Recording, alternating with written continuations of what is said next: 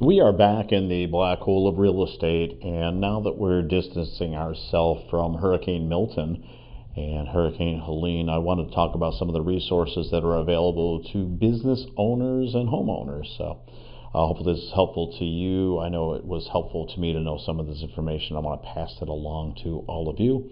And this is your host, Ron Wysakarski, for the black hole of real estate. And today, let's just lead off with FEMA. The homeowner, if you're in a disaster situation, hurricane or otherwise, you contact FEMA directly, and you see if your home's eligible for any sort of a relief, and they'll let you know how that works. I know that for some people there's some delays in getting that done, and there's a lot of people applying at the same time, but it is a good program. Hopefully all the funding is in place for this ongoing. But it's a place to start for many people to contact FEMA that are disaster impacted with their homes. If you happen to have an investment property and you have a property manager, they can certainly inspect the home for you visually. But as far as contacting FEMA, it has to be done by the individual homeowner. It's not something that the property management company can actually help with. And I know for some people that could be frustrating.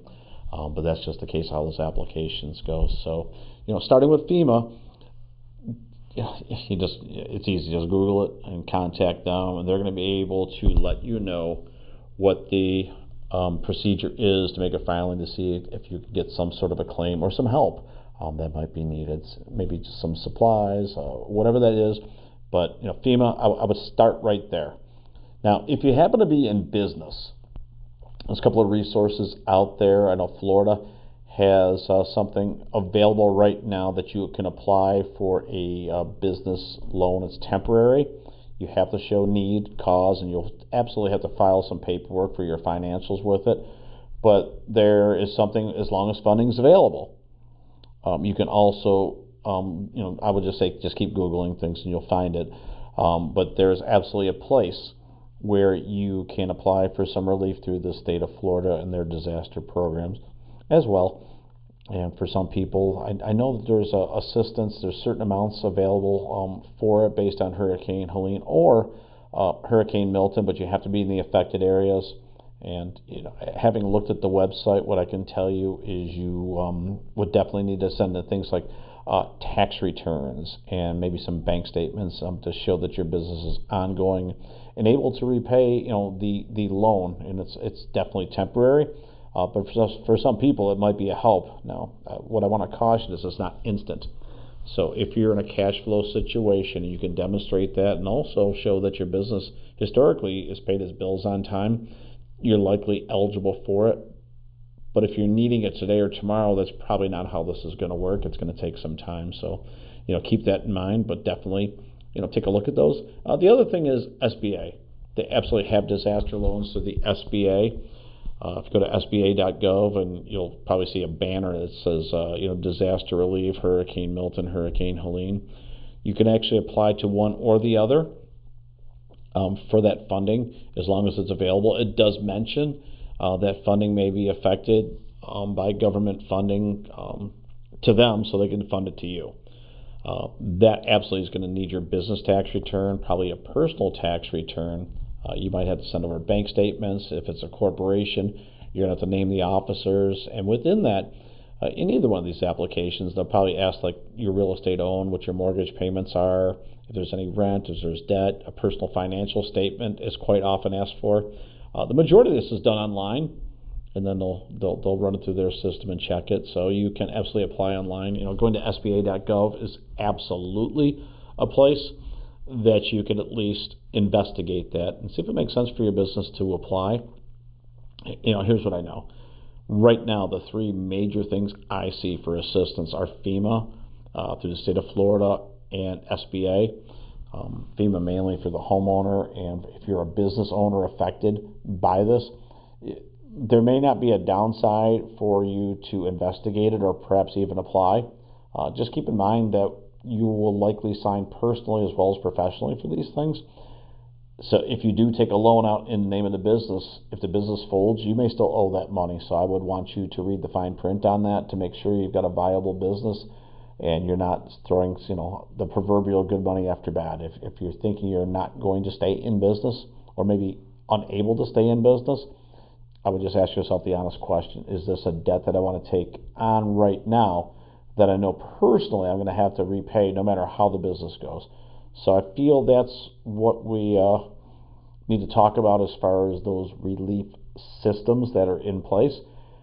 And without getting too much further down the rabbit hole on that, I'd say let Google be your best friend. If you're unsure of this, send me a private message or just comment below, and I'll find some links to send to you. It's not probably something I want to sit here and spit out all the links verbally to you. I don't know that you'd get it that way, and hope that makes sense.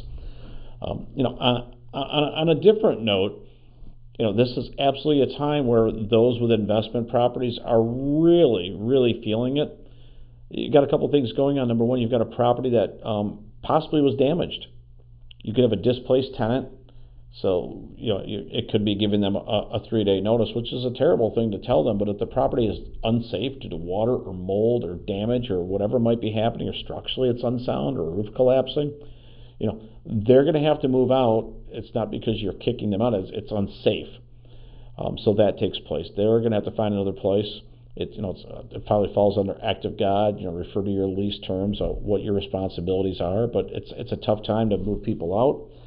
Homes, they need to be cleared out and made safe again.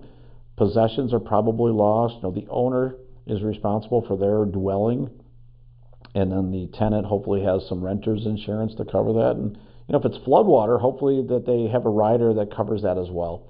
So there's a lot to investigate right now. If you're a landlord in this situation, it also means that unless you have a loss of rent coverage, that you're probably not seeing income for a month or two, probably at a minimum, and then you're going to have to find a new tenant, or maybe possibly if your tenant hasn't moved on to a different property, it's secured a different lease, maybe they can move back in. That's to be worked out, but it's definitely a troubled time for those that have investment properties.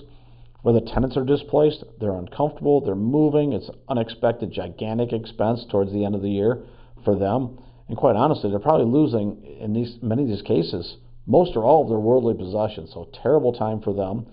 And financial for the owner, you've got to repair a home, you're without the rental income coming in, you may have a mortgage, you may have other obligations and services attached to the property.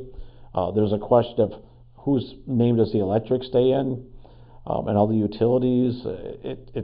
It's a real situation of distress for many people right now on both sides. There's no winners in this. There's no good guys and bad guys. Everybody's going to be hurting from this if you're in a disaster area. My 2 cents would be, have a little compassion. If you're a landlord and you're forcibly having to move somebody out because it's unsafe, it's probably not going to go easily or well, because they're upset. They're losing everything, and they probably look at you. What's for you to capitalize on? You're going to have a lot of things to pay for and repair. So it's a lose-lose situation in many cases. The best we can do is have a little compassion and understanding that it's uncomfortable for them. It's uncomfortable for you. If you're a tenant in a situation, the owner does have the ability, out of the safety, to have you move on from the property. Nobody wants that. At least I don't think that they do. But it's tough on both sides. And hopefully people are getting the help that they need. FEMA, again, contacting FEMA on either side might help you out as far as getting the support that you need. There's other areas you certainly can look to, and hopefully there's family or friends that can take you in or your pets temporarily until your situation is a little more stable. But certainly tough times. I wanted to address this right now because we've had 2 hurricanes in Florida in the last 3 weeks. A lot of people are displaced. A lot of rental property owners are in a tough spot too, and hopefully this gives you just a little bit of information. And if you have other questions, again, this is a day where I can tell you to subscribe so I can get more information out to you just like this. And to make comments below, whatever forum that you're in, so that I can see them, or just private message me for additional information that would help you, whether it's links or resources or phone numbers. Absolutely want to be able to provide that for you. And I hope that we can move on and not have any more of these disasters anytime soon. That's my wish for all of you. In the meantime, this is Ron Wojciechowski wishing you a safe and happy week. This is the Black Hole of Real Estate. Until next week, talk to you soon.